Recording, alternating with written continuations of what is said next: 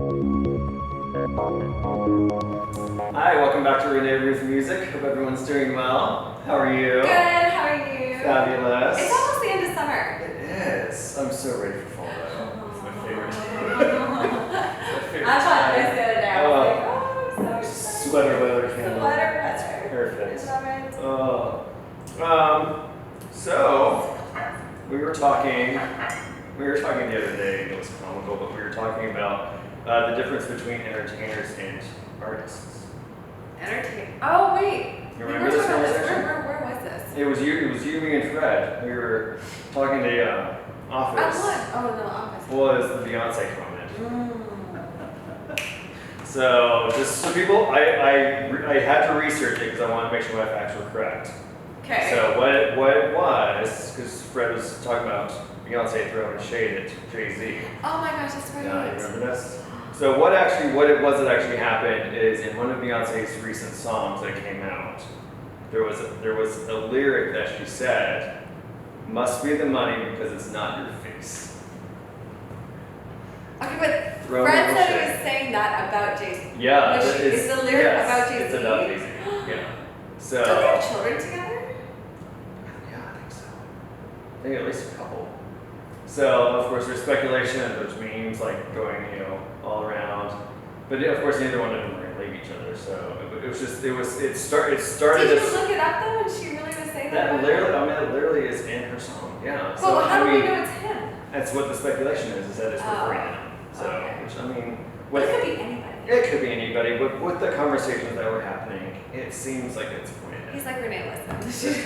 That's where we're going with for now. Jay-Z. That's where we're going with for now. But it led to a conversation that was talking about the difference between entertainers, performers, and artists, musicians. Yeah, and musicians. Entertainers and musicians. So, because you were even saying, you want to be known for your music. Because they were talking about Sinead O'Connor. O'Connor, So way back in the 90s, Mm-hmm. if you don't know, because you're super young listening to this, but Sinead O'Connor, to be honest, I didn't even know any of her music until she shaved her head. It's fair, I didn't. I did, Nothing Compares to You.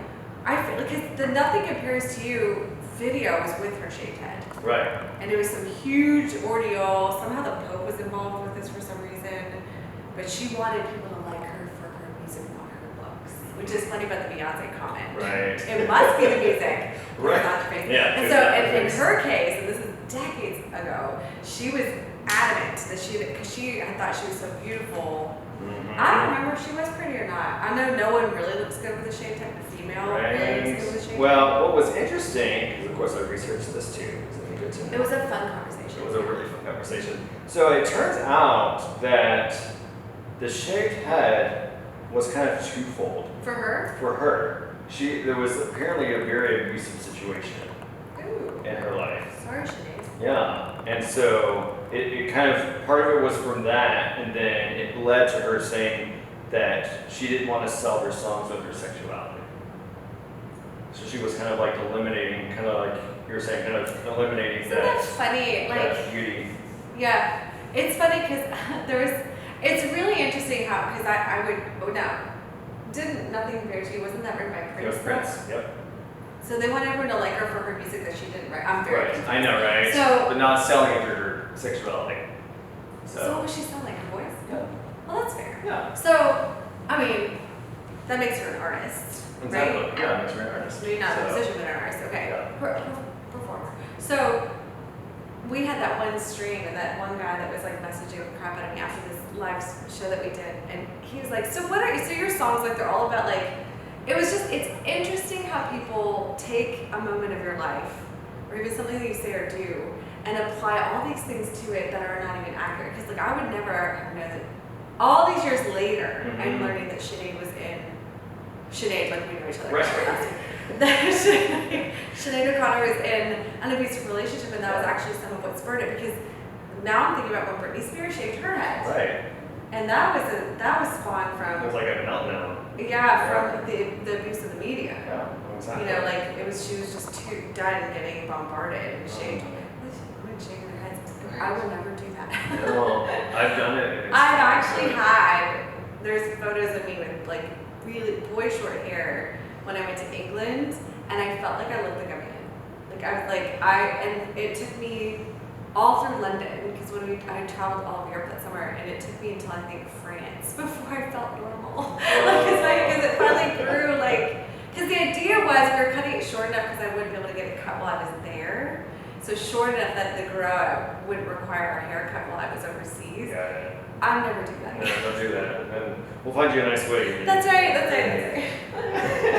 But yeah, I think, when we were talking about that, we were just discussing how there are some singers who are entertainers first. Mm-hmm. Like Brittany. I think Brittany would identify first as a dancer before she'd identify as a singer.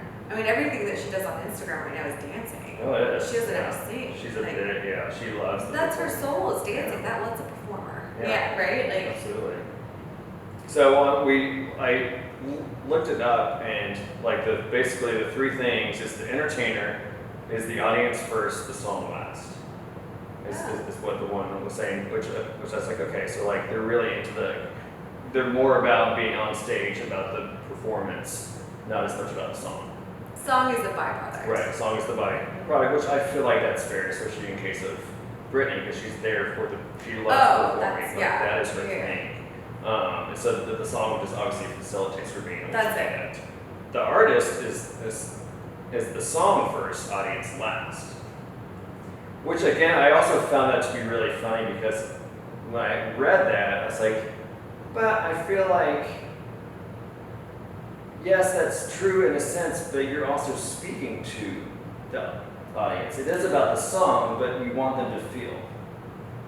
Does that make sense? I'm going to process that filter it through my own experience, because I feel like, you ever heard the phrase starving artist? Mm-hmm. Because they're so about their particular art to the point that they would rather starve than alter their art in any way. Right, yeah, that makes sense. Where I don't think I'm sure there's hybrids to all this stuff. Absolutely. I don't feel like I've got the starving artist approach, because I reinvented myself a few times.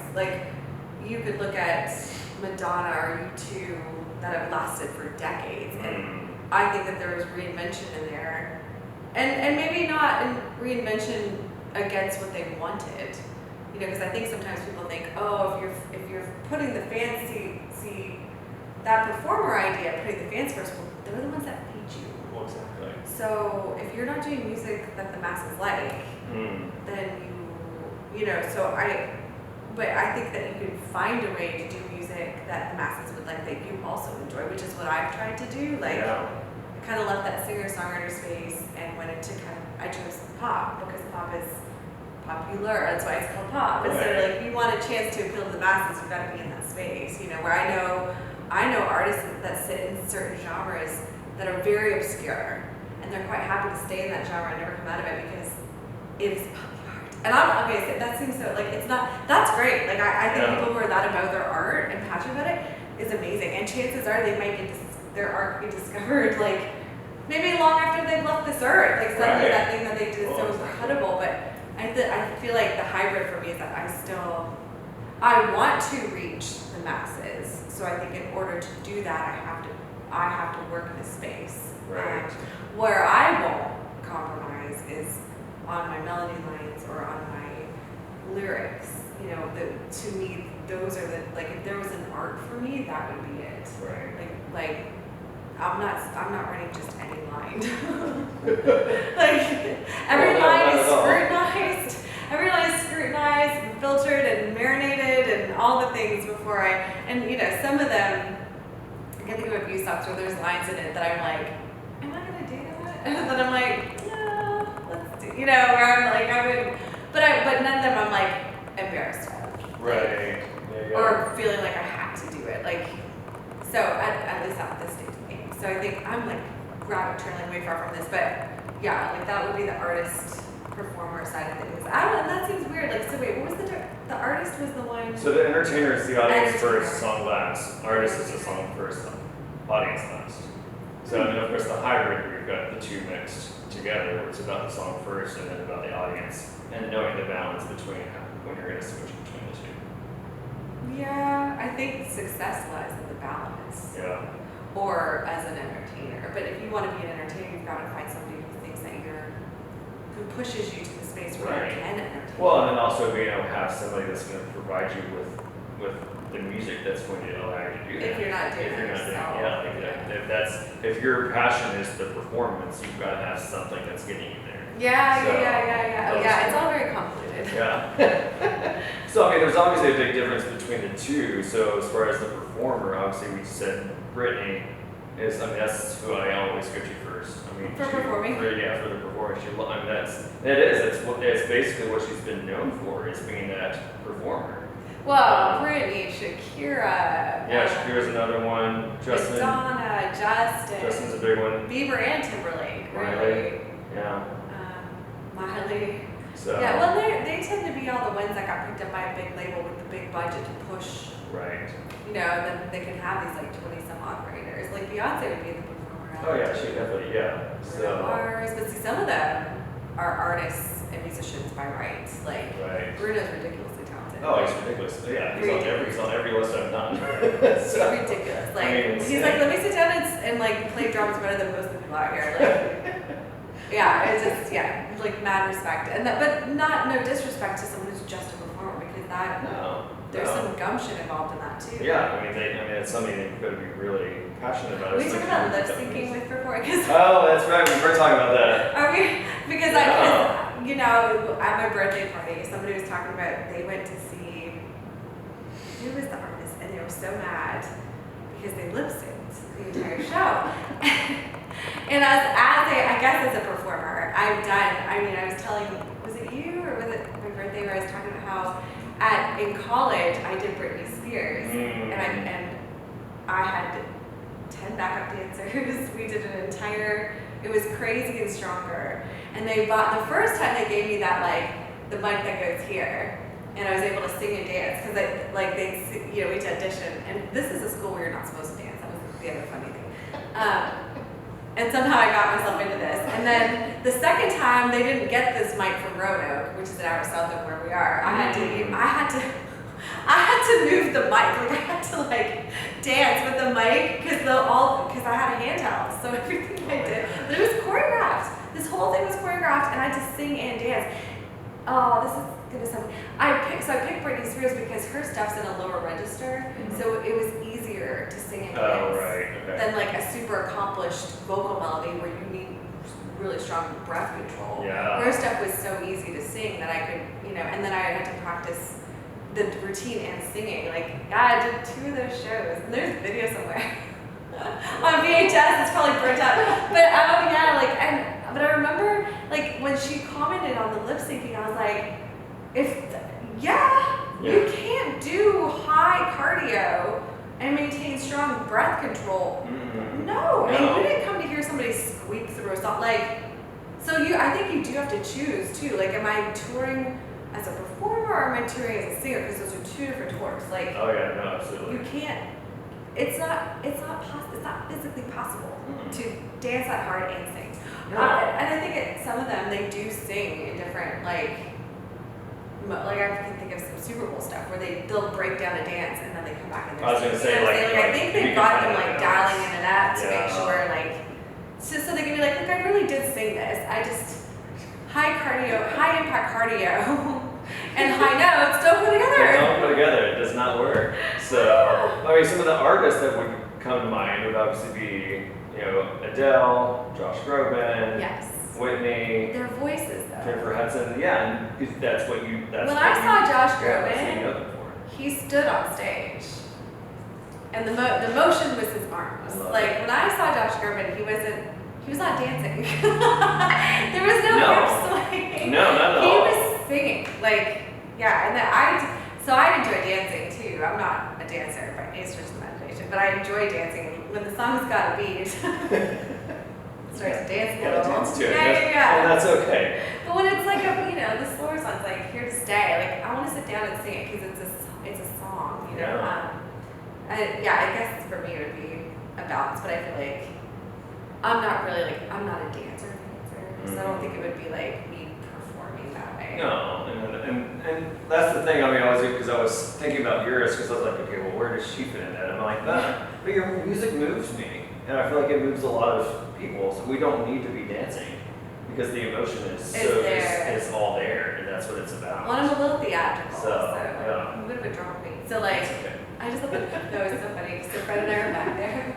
We were talking about like the music at rehearsal last night. Fred was saying, I don't like drama in my daily life. No. There's a reason I'm single. I don't want drama, but I want all the drama in my music. Because we were talking about like the way that the music was produced and how John McLucas, the producer, he jokes that like Renee wants drama. Like I want, when you produce the music, I want it to be so dramatic. I want people to go through huge swaying emotions. So like when John was producing, I'd be like, no, I want you to bring it right down to nothing here, and then blow it back up, like this like, huge amount of drama. So Fred was just laughing. He's like, I love, because for drums, that kind of drama is just amazing. Yeah, it's so fun. So yeah, all the drama that I don't want in my life, I throw into my music. Yeah. That's the better way to go. That's right. It's a better way to go. So for crossovers, I would say actually I feel like Beyonce would be into crossovers. She's got a good voice. Like no, phenomenal voice. But I also think Britney can sing. Like I think these people can sing. They can sing, but they're entertainers first. Right. Where I think Beyonce would probably be a singer first. Yeah, I think so. But even when she was with Destiny's Child, like they would do little dances, but I mean they still could sing. Right, like their voices were strong. Yeah. So Prince, I would think would be in a crossover. Like he had a decent amount of performing. Yeah. So Elton John, I don't know, is a performer in terms of dancing, but he's just this whole persona. It's just a show. I don't think he does. It's just the whole performance, just His the way he looks. existence is a show. Right, exactly. But then just steps on stage and it's a show. And that's it. That's all you need. And you had mentioned reinvention, and I feel like Gaga really fits into that category. Yeah, so she was an entertainer. Yeah. But if you talk to her, well, I say again, I act like I talk to her. From what I've understood from the people who've talked to her, that whole entertainer was to get to a place where she could be respected as an artist and a musician. Because she can actually play a piano, she can actually really sing. Like she can actually write a song. Like she kind of played the role that they needed her to play to leverage that pop following so that she could then pursue the things that she loved. And I can respect that too. I don't think I'd run meat though. No, there's like degrees of stuff where I was like, oh. Yeah, because I'm gonna be honest, I didn't care for Gaga at first until I saw that she was so much more than. I didn't even listen to her until not too long before she did A Star Is Born. And the music from A Star Is Born was just like, like that stuff spoke. But like her stuff, like that, if I heard it, it's because it was on the radio at the bar or something like that. But I didn't even really cover her. You know what got me? Oh my God, I'm such a nerd. She sang "Climb Every Mountain" from The Sound of Music. What? I didn't know she did that. It was for like an award show, and she sang it. Man, it was so good. Yeah. That and A Holy Night. He's like, I'm done. I was like, all right, that's it. She sang that. It was phenomenal. Was it? It was so good. She has a beautiful voice. She has an amazing voice, and I was like, okay, she actually is a singer. So I was wicked impressed by that. That's also interesting that you said that, because even when I perform back here, the comment is, wow, it's literally this phrase, you can actually sing. It's like, do we really live in a culture where most people can't? Like all these people that are up there singing actually cannot sing. Like, they come singing, like, oh, you can actually sing. I was like, what do you think I was doing? Auto-tuning everything? I mean, that's the one. And to be fair, that's the speculation. But to be fair, production, and I talked about this on an episode before. I was in a sync class, and they were telling us, the producers in the class for sync, everything has to be perfect. There's no room for humanity.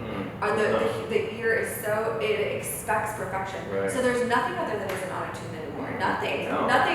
Nothing that's printed. But and weirdly enough, Fred wants to sing and he wants his voice auto-tuned, and I actually have a $700 bar down there that is specifically for voice and can be auto-tuned. But I refuse to put myself through that. I'm like, no, I don't need all that. Which of course also makes me wonder if that's why so many.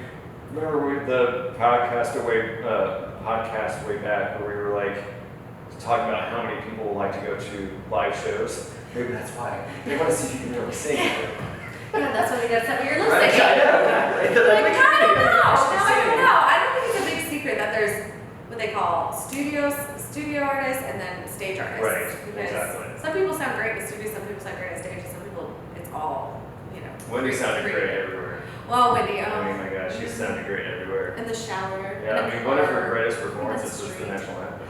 To this day. Yeah, to That's this the one day. that I mimic. Yeah, to this It's day, hers. it's amazing.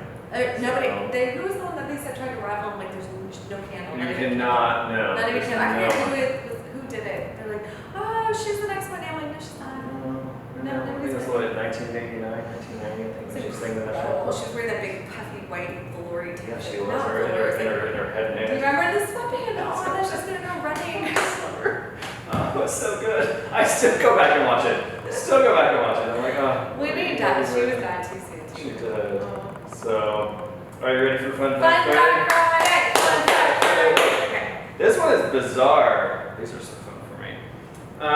So vinyl records. Yeah. Alright, so in the US in 2005, vinyl record sales only reached $35 million. You know what it reached in 2015? $416 million. Who brought it back? I don't know. No, but it's no. Like, it's Have back. you been to Barnes and Noble? Yeah. They have a vinyl It's section. Huge. You couldn't find vinyl in the 90s Hmm. or early 2000s. It was CDs and the cassettes were gone. It was CDs. Yeah. And now you can't find a CD. Well, there's like a little shelf of There's a possible small CDs. section of CDs. And then there's vinyl for days. Yeah. Because the retro. Yeah, it's it's cool. back. It's cool now. It's cool again. So I was like, okay. That's a huge jump. That's massive. Yeah, $416 million in 2015. I don't even have a turntable. Do you have a turntable? I used to have a turntable. I got microphones though. We did. We had a turntable back in 2006, actually. Yeah, so I mean, it was about that time. So See, you started. I started Look at you. it, and then I sold it. Oh, Chad's fault. was it good? I know, it was my fault. I'm sorry, Chad's guys. fault. Sorry. Well, that's it. That's We're it. all good. Thanks for joining. See you Have next fun. Cheers.